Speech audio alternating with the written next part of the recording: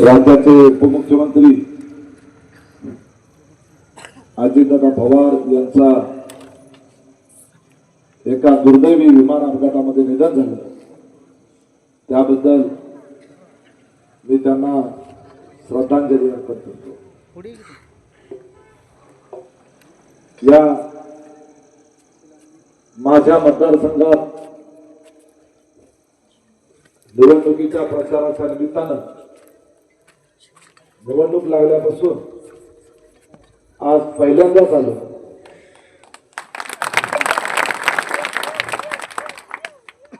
आणि ते नरखेडला न येता शिरापूर मध्ये आलो।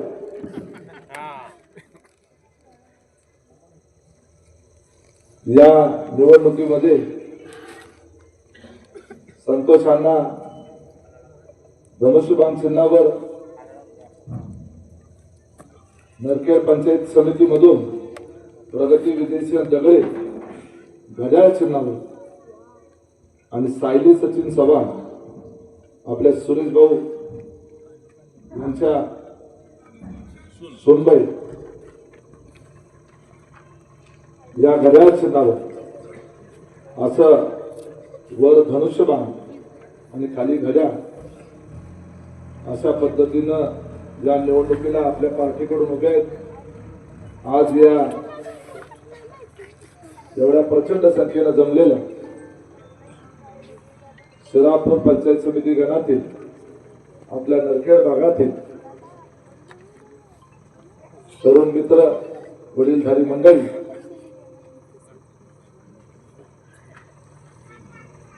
पत्रकार मित्र, खरं तर मला शिरापूर मध्ये आल्याबरोबर आपल्या माझा जीवस्य कंटस्य असलेल्या नाना सावंतची आठवण आल्याशिवाय नाही। मी तुम्हाला खोटं सांगत नाही, सुरेश भाऊच्या समोर सांगतो, नाना जरा जिवंत असता तोच आज इथला पंचायत समितीचा उमेदवार असता 100%। काय त्याच्या मनात आलं, त्याची काय अडचण होती, मला आजही त्याची खंत वाटत राहते की मी का त्याला बोललो नाही, का त्यानं माझ्याशी काही संवाद साधला नाही, काय त्याच्या मनात आलं, का त्यानं असं केलं।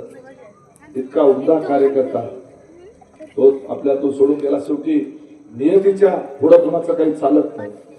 अजित दादा असे अचानक स्वप्न वाटावं, एखादं वाईट स्वप्न। सकाळ सकाळी मला मोहोळच्या पोलीस अधिकाऱ्यांचा फोन आला, अजितदादांचं विमान क्रॅश झालं, परंतु काय झालं नेमकं समजलं नाही। ताबडतोब दादांच्या पीएला फोन केला, बारामती मधल्या।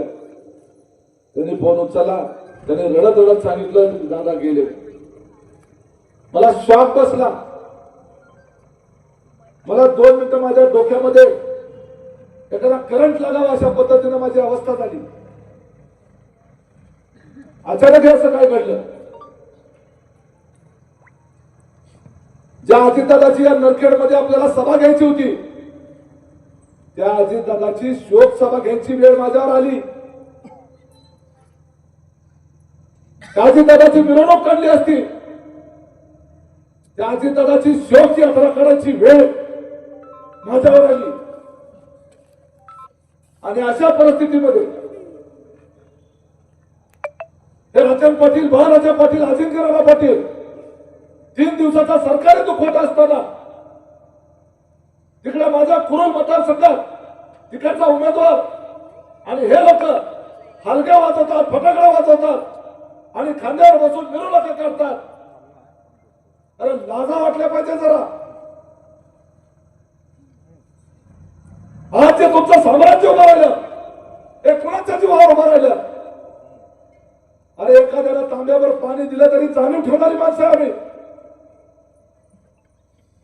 आज एवढा प्रचंड मोठा साखर कारखाना, 50-50 कोटीचा बंगला, 2-2 कोटीच्या डझनावरी गाड्या, सोलापूरला 5 स्टार हॉटेल, पुण्या मुंबईमध्ये बंगले, आणि या मोहोळ तालुक्यात एक गाव सोडलं नाही। प्रत्येक गावात त्यांच्या जमिनी आहेत। एवढं सगळं साम्राज्य आज त्या पवारांच्या जीवावर उभं राहिलं। आणि आज त्या पवारांचं घड्याळ संपवण्यासाठी, त्याचा पक्ष संपवण्यासाठी बाप लेक दिवस रात्र सगळ्या मोहोळ तालुक्यात फिरतात. त्यांना नरखेडमधून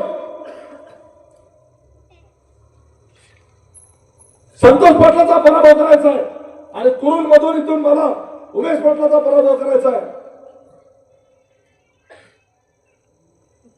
परंतु तुमच्या 7 पिढ्या जरी आल्या ना, हा उमेश पाटील मी पडत नसतो आणि संतोष पाटील मी पडत नसतो. हा शाजीराव पाटलाचा इलाका आहे, हा लोकनेताचा इलाका नाही, हा शाजीराव पाटलाचा इलाका आहे. आमच्या इलाक्यात तुमची दादागिरी चालू देणार नाही. आणि आधी एकटा उमेश दादा होता, आता संतोष यांना जोडीला आहे, ठरवूनच केलेला आहे. कारण प्रचंड मोठं साम्राज्य, लक्षात ठेवा, हजारो कोटीची प्रॉपर्टी आहे. 3 पिढ्यापासून घरामध्ये सत्ता यांच्या, 50 वर्षाची सत्ता. आपण सामान्य शेतकऱ्याची मुलं, तुमच्यात आणि आमच्यात काही फरक नाही.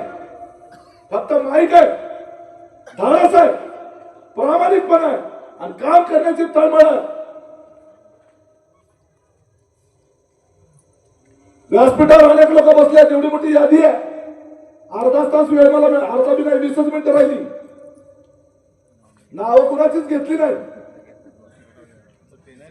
परंतु दिगंबर मसलकर आलेले, त्यांचं स्वागत तर केलं पाहिजे. त्यांनी पाठिंबा दिला, करणार होता, त्यांनी दिला पाठिंबा. अधिक लोक भरपूर आहेत,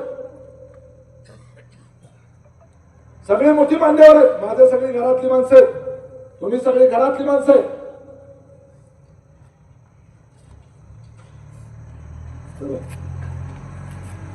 या निवडणुकीमध्ये अभूतपूर्व अशी निवडणूक आहे. ही साधी निवडणूक आहे नाही आहे. या मोहोळ तालुक्याचा इतिहास बदलणारी निवडणूक आहे. मोहोळ तालुक्याचा इतिहास तुमच्या हातात आहे. या राक्षसांचं राज्य पुन्हा येऊ द्यायचं का? हा 10 तोंडी रावण आहे, गिळून टाकेल तुम्हाला. आणि हे म्हणतात विकासाच्या मुद्द्यावर बोला, आमच्यावर फक्त टीका करता. काय विकास केला तुम्ही? काय बघितलं आमच्या शिरापूर भागात? काय दिलं बांबेवाडीला? काय दिलं खुनेश्वरला? काय दिलं हिंगणीला? काय दिलं मोरवंचीला? शिरापुरात काय दिलं? हे आमच्या विरोधात जाणारी गाव आहेत, म्हणून उलट त्यांचा छळ केला. आज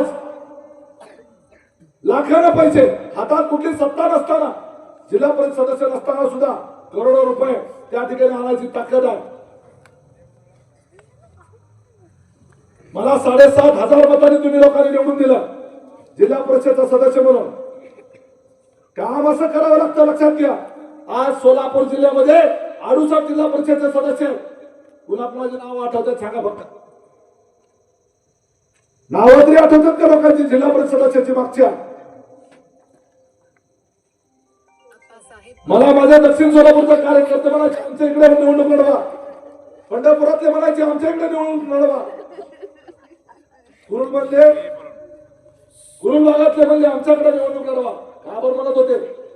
जर या भागामध्ये काम करायला नालायक ठरलो असतो, काय तोंडाने लोकांनी मला बोलवलं असतं? यांना चॅलेंज केलं. कशासाठी चॅलेंज केलं होतं? त्या मोहोळ तालुक्याला मला दाखवून द्यायचं होतं, या तालुक्यातल्या जनतेला दाखवून द्यायचं होतं, त्या अंगरकरांना उघडं पडायचं होतं. मी म्हणलं तुम्ही अनगर सोडा, मी नरखेड सोडतो. आणि जिथं कुठं ओपन असेल त्या मतदारसंघामध्ये माझ्या विरोधात निवडणूक लढवून दाखवा. माझा पराभव झाला मी राजकारण सोडतो म्हणून सांगितलं.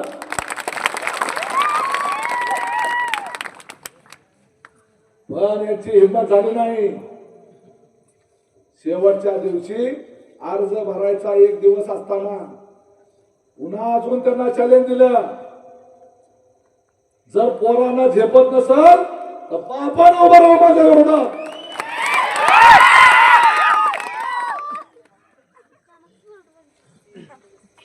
हे धमका आमच्यामध्ये, कारण काम करून दाखवलंय. तुमची काय हिंमत झाली नाही. आणि काय म्हणाले, उमेश पाटलाला नरखेड मध्ये अजून अन्नाचं भरायचं होतं. नरखेड मध्ये काय म्हणतात, खुरपायला जाणाऱ्या बाईकडनं पाहतो.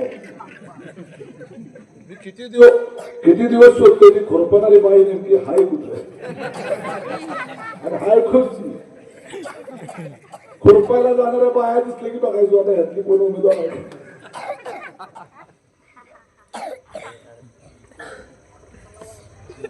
आणि काय होत आणि कुरुल मध्ये लोकांनी विचारलं, उमेश पाटलांनी चॅलेंज दिलंय, तुमच्यापैकी कोण निवडणूक लढवणार? राजन पाटील तुम्ही लढवणार, बाळाराजा पाटील तुम्ही लढवणार, काळजी केला पाटील तुम्ही लढवणार?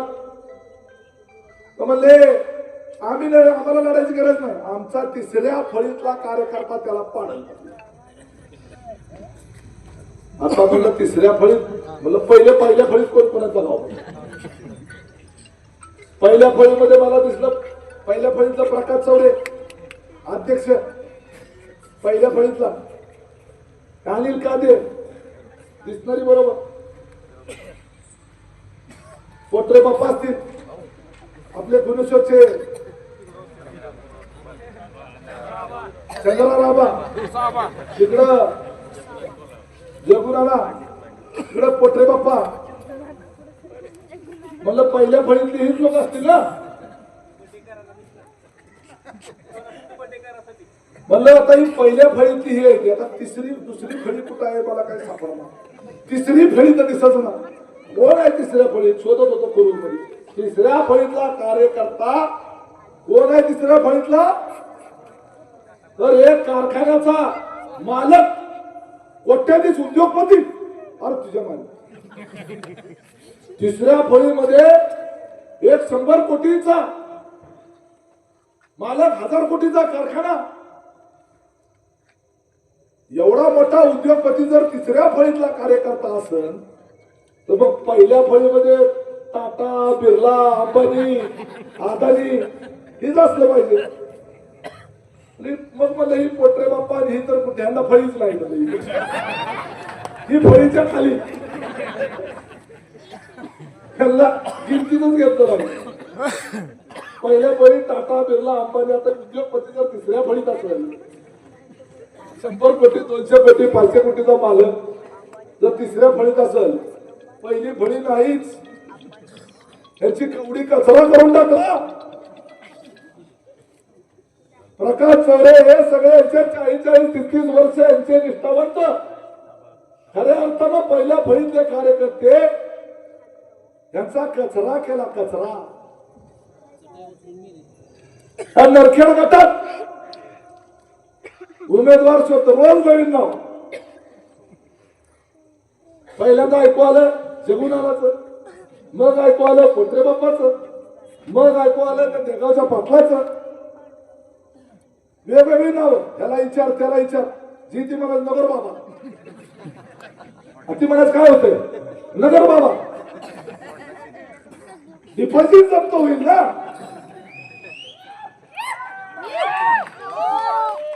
अरे मागच्या वेळेला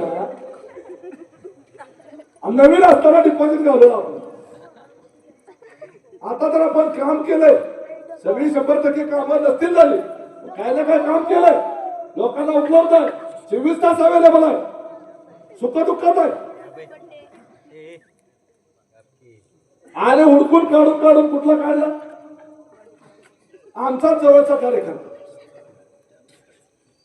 शिवसेनेचा उपतालुका प्रमुख, युवा सेनेचा, आणि एक छोट्याशा गावात. म्हणजे यांना यांच्या स्वतःच्या कार्यकर्त्याची एकाची सुद्धा लायकी निवडणूक लढवायची वाटली नाही.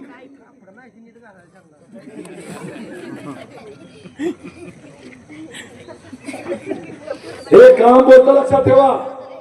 याला काम करावं लागतं, लोकांच्या करता सुखदुःखात जावं लागतं. या मोहोळ तालुक्यावर कधी नव्हते 100 वर्षामध्ये एवढा पाऊस पडला नव्हता. एवढा प्रचंड पाऊस या मोहोळ तालुक्यामध्ये पडला. महापूर आला, लोकांच्या शेतामध्ये पाणी गेलं, घरामध्ये पाणी गेलं. आमच्या शेतकऱ्याचा गरीबाचा संसार रस्त्यावर आला, भांडी कुंडी रस्त्यावर आली, घरामध्ये सगळा चिखल झाला, शेतामध्ये कमरे एवढं डोक्या एवढं पाणी, काय काय माणसं अडकून पडली. अरे त्या जनावराला, मुख्या जनावराला वाचवण्यासाठी, त्याला चारा घालण्यासाठी काय काय माणसं झाडावर जाऊन बसली. झाडावर पाणी खाली येत नाही म्हणल्यावर बोटी लावून त्यांना काढायची वेळ आली. आमदार राजू खरे यांनी पंढरपूरवरनं बोटी मागवल्या. त्यावेळेला कुठे गेलते राजन पाटील? त्यावेळेला कुठे गेलते बाळाराजे पाटील आणि अजिंक्य राणा पाटील? आज कुठल्या तोंडाला मतं मागायला जाता? ज्या वेळेला माझा शेतकरी अडचणीत होता, त्याचं उभं पीक पाण्याखाली गेलं, कुणाच्या बागा पाण्याखाली गेल्या, कुणाचा पेरू पाण्याखाली गेला, कुणाचा आंबा पाण्याखाली गेला, कुणाचा द्राक्ष पाण्याखाली गेला, कुणाचा ऊस पाण्याखाली गेला, कुणाचा त्या ठिकाणी ज्वारी पाण्याखाली गेली, उडीद गेलं, सोयाबीन गेलं, कांदा गेला, लसूण गेला. शेतकऱ्याला पिकवलेला पीक त्याच्या डोळ्यात देखात उद्ध्वस्त झालं, संसार उद्ध्वस्त झाला, लोकांनी कर्ज. एवढा मोठा हा निसर्गाचा हाहाकार झाला. शेतकरी ढसाढसा रडत होता. त्यावेळेला शेतकऱ्याचे अश्रू पुसायला त्या अनगरचा पाटील आला होता का? अनगरचे पाटील अनगर मधल्या नदीचा महापूर बघायला गेले. मी म्हणलं का अनगर मध्ये नदीच नाही. एक व्हिडिओ आलता बघा, व्हिडिओ आला होता अशी असं धरून वर छत्री एक जण धरले, छत्री एक जण धरले, मागा तुरु तुरु. सेक्रेटरी असं एखादा, नाहीतर सेक्रेटरीला काय काम असते? चपल्या उचलायचं, छत्री करायची, लायकी तेवढीच. त्यांचं काय, आंघोळ घालायला असे बँकेचा शिपाई. अरे चड्या धुवायला कर्मचारी बँकेचाच आहे. गाड्या पुसायला, फरशा पुसायला, भांडी घासायला, भाज्या करायला, आंघोळ घालायला लागतेच की. तुला लय आंघोळची काळजी लागली, तुला घालायला लागते काय? तुझी आंघोळ कोण घालतं? तूच करतो. माझं तर मला आंघोळ ही एकट्याने करायचा विषय आहे. आंघोळीच्या वेळेला दुसरा माणूस कशाला? बरोबर आहे का? बारकी बोलते हसायला, त्याला आंघोळ घालायला माणूस लागतो आणि बाबाला लागतो, लेकांना लागतो. मग त्याच्या पगारीने ठेवला बाबा तुझ्या, त्या बँकेच्या पगारीने कशाला? बँक शेतकऱ्याचे, यांची दारा धरायला बँकेचे कर्मचारी, शेतातली. आणि महापूर आला म्हणून त्या ठिकाणी व्हिडिओ टाकला की मालक महापुराची पाहणी करायला छत्री घेऊन, आणि पाणी रस्त्यावर दिसतंय वाहत चाललेलं. व्हिडिओ जरा झूम करून बघितला, तो व्हिडिओ तर मला अनगर मधला बरोबर आहे. नदीला नाही का म्हणलं, वड्याचं पाणी आहे. परत अजून झूम करून बघितला तर कुठं चाललं होतं? शंकरनगर मध्ये. अनगर मध्ये शंकरनगर किती जण माहित आहे? माहित आहे? शंकरनगर मध्ये कोण राहतं माहित आहे? आधी महापुराची पाहणी करायचं नव्हतं, आता वड्याच्या पाण्यात गेली का बाई वाहून? आधी बघायला गेलं होतं, काळजी तेवढीच होती. आता उतार वयात नवीन कुठं आणायची, आई ती गेली वाहून वड्यात. ती बघायला गेली, छत्री घेऊन. तुमची आमची काय काळजी नाही. त्या शिरापूरमध्ये आमच्या सावंतताई होत्या सोबत, हे आमचे गौरी होती, अजून बरेच लोक होते, तुम्ही पण होता सोबत. त्या कुठेतरी शेतकऱ्याच्या त्या नदीच्या बाजूनं केळीची बाग, मला ती एवढी माझी केळीची बाग बघावं लागते मला. कुठं बांबेवडे. तुम्ही जागा शेतकरी कुठवर गेलतो आपण. त्या केळीचं वरचं टोक, आता केळीचं झाड केवढं असते, नुसतं वरची पानं दिसत होती, एवढं पाणी होत होते. ते बघायला मी त्या ठिकाणी चिकट त्या पाण्यात गेलो, हितवर पाणी लागलं आणि सगळ्या अंगाला शेरच लागलं परत, कारण गोटा होता तिथं, शेण सगळं तिथं पसरलं असत. परंतु शेतकरी रोज शेण हाताने सावरतो. त्याला काय होतंय, आपण शेतकऱ्याची पोरं, परंतु त्या माझ्या शेतकऱ्याचं केळीची बाग पाण्याखाली गेली होती. त्याची इच्छा होती किमान दादानं माझी तेवढी शेतातलं माझं झालेलं नुकसान बघावं. त्या मोहोळ तालुक्यामध्ये जवळपास 34 गावाला महापुरानं वेढलं होतं. त्या प्रत्येक गावामध्ये मी आणि आमदार राजू खरे गेलो. तिथल्या तलाट्याला, ग्रामसेवकाला, पोलीस पाटलाला, कृषी अधिकाऱ्याला बजावून सांगितलं, नुकसानीच्या बाबतीत राजकारण करायचं नाही. आम्हाला आमच्या पार्टीचा नसला तर जर त्याचं नुकसान झालं असेल तर त्याला सुद्धा नुकसान भरपाई नीट त्याचं पंचनामा करायचं. ही आमची भूमिका आहे, ही आमची काम करायची पद्धत आहे. आणि यांची काय पद्धत आहे, त्यांनी सांगायचं फोन करून ग्रामसेवकाला, यादी बघायची, आपल्या पार्टीची बोलायची तेवढीच घ्या, विरोधक कोण आहेत कट करा. मग त्याचं पाक जाणायला का असं, डुबलेलं का असं, शेत वाहून गेलेलं का असं, असलं राजकारण आम्ही केलं नाही. म्हणून आज एवढ्या मोठ्या संख्येने लोक येतात, आमचं काम बोलतंय. अरे लोकांच्या करता किमान त्यांची ज्याचा संसार उघड्यावर पडला त्याला बघायला तरी जा. आज मत बघायला येतात, तुम्हाला माणसं मिळणार, उमेदवार मिळणार. म्हणून आमदारी त्या ठिकाणी मी कुरुलमध्ये लढतोय. बाबा जर तुमचे कोण पावले रावळे मित्रमंडळी तिकडे असतील तर फोन करा, सांगा. आज त्यांची हिंमत झाली नाही कुरुल मधून लढायची. का झाली नाही, कारण कुरुल मध्ये यांना मत मागायला तोंड नाही.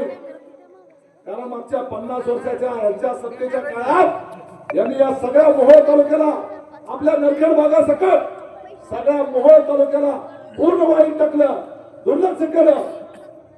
सगळं काय जे येईल ते सगळं गबाळ आमदारला नेलं. आता डीपीसी 2 अन्नाला किती मिळाले, 2 कोटी, मला 5 कोटी मिळाले.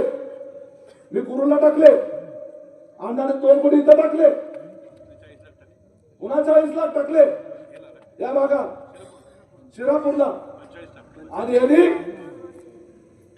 काय केलं, यांना भाजपमध्ये गेल्यावर 9 कोटी रुपये दिले पालकमंत्र्यांनी डीपीसी मधनं. 9च्या 9 कोटी रुपये अनगर मध्ये फक्त टाकले.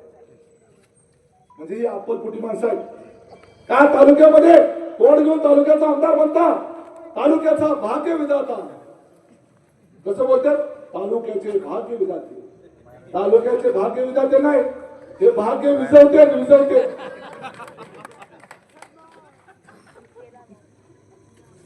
म्हणून यांची 50 वर्षाची सत्ता आपण उलटून टाकली. राजाभाऊ खरे यांना आपण 31,000च्या मताधिक्याने निवडून दिलं. आपल्या नरखेड गटाचा 8,700 मताचा लीड आहे. 8,700 तालुक्यात सगळ्यात जास्त लीड नरखेड गटाने दिला. आणि अख्ख्या तालुक्यामध्ये तुम्ही मला निवडून दिलं, ताकद दिलं, नेता बनवलं. तुमच्या विश्वासाला पात्र राहून सगळ्या मोहोळ तालुक्यामध्ये 90 सभा या पठ्ठ्याने घेतल्या. त्यावेळेला 90 काल देखील सकाळपासून 9 सभा केल्यात एका दिवसात. 9 सभा करून ही 10वी सभा. अजूनही तेवढाच जोश आहे. तुमचा दादा दमणार नाही, लक्षात ठेवा. विरोधकाला दमवणार. आणि या निवडणुकीमध्ये मोहोळ तालुक्यामध्ये आज सगळीकडे जिल्हा परिषद, पंचायत समिती सगळीकडे आपली सत्ता आली पाहिजे एवढं लक्षात ठेवा. दोन्हीच्या दोन उमेदवार घड्याळाचे आम्हा एकटा धनुष्यबाणावर आहे. एक पंचायत समितीचे उमेदवार त्यांच्याकडनं चुकून एबी फॉर्म गेलेला आहे. शिवसेनेकडनं पक्षाने आदेश दिला अर्ज काढून घ्या. कोण ते ज्योत्सना पाटील त्यांना काढून घ्या म्हणून सांगितलं होतं. त्याने पक्षाने सांगून सुद्धा त्यांनी ऐकलं नाही. त्यामुळे ते आपल्या उमेदवार नाहीत. नरखेड मधल्या लोकांनी आणि सगळ्यांनी एक लक्षात ठेवायचं, ज्योत्सना पाटीलला शून्य मतं पडली पाहिजे लक्षात ठेवा. ती आपली नाही. उमेश दादाचा उमेदवार कोण आहे? उमेश दादाचा उमेदवार जो उमेदवार दगडे, तिकडे दगडे उमेदवार आहे. खाली गाड्या लक्षात ठेवायचं पंचायत समितीला, वर धनुष्यबाण. हीच आपली पार्टी. बाकी कोणी म्हणत असेल आमचा फोटो जरी टाकला अजिबात नाही चालणार. आपले नाही. लक्षात घ्या. ते कुठं होते माहित आहे तुम्हाला? तिकीट नाही मिळालं म्हणून आपल्याकडे आले. निष्ठा काय नाही त्यांना. त्यामुळे आपले हे सगळे नरखेड भाग आपल्या ताब्यात राहायला पाहिजे एवढं लक्षात ठेवा. या चोरांना इथं घुसू देऊ नका. या दरोडेखोरांना आपला भाग ताब्यात द्यायचा नाही. काहीतरी गावामध्ये पार्ट्या असतात, थोडंफार भांडण तंटा असतो, सगळं विसरून जायचं. तुमचं मत लक्षात ठेवा. संतोष अण्णाला मत म्हणजे उमेश दादालाच मत आहे एवढं लक्षात ठेवायचं. त्यांचं दोन्ही पंचायत समितीला मत हे उमेश दादालाच मत आहे. माझी टाकर ओढणार आहे. मी लक्षात घ्या. आज तुमच्यावर हा भाग सोडून, तुमच्या विश्वासावर सोडून मी कुरुलमध्ये गेलोय. का गेलो असेल कुरुलला? आंगरकरांचा आज कशा जीवावर आहे? त्या आंगरची एक गट्टा 20,000 मतं, बरोबर? एक गट्टा 15-20,000 मतं एवढ्या त्याच्यावर नाज आहे आणि त्याच्यावर आतापर्यंत सत्ता मिळवतात. आज नरखेडमध्ये 40,000चा हा मतदारसंघ, आपली किमान 20,000 तरी एक गट्टा होतील का? गुरुमध्ये 20,000 एक गट्टा, 40,000 मतं, 40,000 मतं एक गट्टा झाल्यानंतर त्या अनगरच्या 20,000ला कोण खाणार नाही एवढं लक्षात ठेवा. उद्याच्याला भविष्यामध्ये या तालुक्याचं राजकारण आपल्याला विचारात घेतल्याशिवाय होऊ शकणार नाही. आपल्याला तालुक्याला पुढे घेऊन जायचं. हा तालुका ह्या नारायणाच्या ताब्यात असल्यामुळं हा भकार झालेला आहे. याला आपल्याला पुढे घेऊन जायचं आहे. एक नदीवरचा पूल अण्णाने 30 कोटी रुपये आणले. असले 30 कोटी असले मोठाले आकडे. 150 कोटीचं हॉस्पिटल, सेना भगवती जोडकाला 132 केवीचा एमएससीबीचा सबस्टेशन. हे सबस्टेशन आल्यानंतर त्यानंतरच्या काळात आपल्या संपूर्ण नरखेड परिसरातली कधीच लाईट जाणार नाही, कधी टीपी जाणार नाही, कधीच आपल्याला किमान 12 तास शेती करता लाईट आणि 24 तास घरगुती लाईट, घरी वापरायची लाईट. 132 मंजूर आहे. हे मंजूर करून आणले. तुम्हाला माहित आहे हे काय बघाच दाखवलं ना. सगळं टाका व्हॉट्सअपवर. कागद आहे ते म्हणतात कागदावरच दाखवतात. मग कुठे दाखवायचं?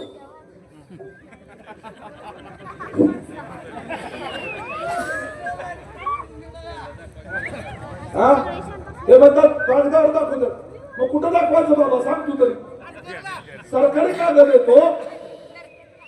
सरकारी कागदावर एखादा शासनाचा आदेश जीआर आलेला दाखवायचा म्हणजे नाही म्हणजे काय दाखवायचं. आणि तुम्हाला माहित आहे अर्ध्या रात्री फोन करू शकता. उमेश दादाच्या घरी बेडरूम पर्यंत येऊ शकता, किचन पर्यंत येऊ शकता. माझ्या टोपल्यातली भाकरी घेऊन स्वतः खाऊ शकता. तसं अनगरकर पाटलाकडे जाता येते का? अनगरकर पाटलाकडे जाता येते का? दरवाजात गेटच्या आतवर घेईल का? रात्रीच्या वेळेला कधी फोन करून बघा. 24 तास तुमच्या दादाचा फोन चालू असतो. का चालू असतो? कारण रात्रीच्या वेळेला, रात्री अपरात्री कुणाला साप चावला असेल, कुणाचा ऍक्सिडेंट झाला असेल, एखादी बाई डिलिव्हरीला अँब्युलन्स मिळत नसेल, त्यावेळेला त्यांनी आपल्या दादाला फोन लावून काहीतरी सोय होईल म्हणून फोन केला. आणि मी जर फोन सायलेंटवर ठेवला असेल एखाद्याचा जीव त्या ठिकाणी जाऊ शकतो. माझं हुनून काय होईल, झोपमोड होईल. माझ्या झोपमोडीपेक्षा एखाद्याचा जीव वाचणं जास्त महत्वाचं आहे. म्हणून रात्रीचा फोन चालू ठेवतो. सगळ्याला आपला दरवाजा खुला आहे. आज तुमच्यासाठी समर्पित जीवन आहे, समर्पित आहे. हा नरखेडकर जो आहे, हा नरखेडकर हा आपला माझ्या किल्ला राहिला पाहिजे. आंबेडकरांची घुसखोरी इथं होऊ देऊ नका, हे माझं वचन आहे. मी जरी कुरुल मध्ये लढत असलो तरी सुद्धा हा भाग हा माझा आहे. एक क्षण सुद्धा या भागाकडे दुर्लक्ष होणार नाही याचं वचन देतो. अण्णाला धनुष्यबाणावर खालच्या दोन्ही उमेदवाराला घड्याळ चिन्हावर प्रचंड मताने निवडून द्या असं आवाहन करतो आणि थांबतो. जय हिंद.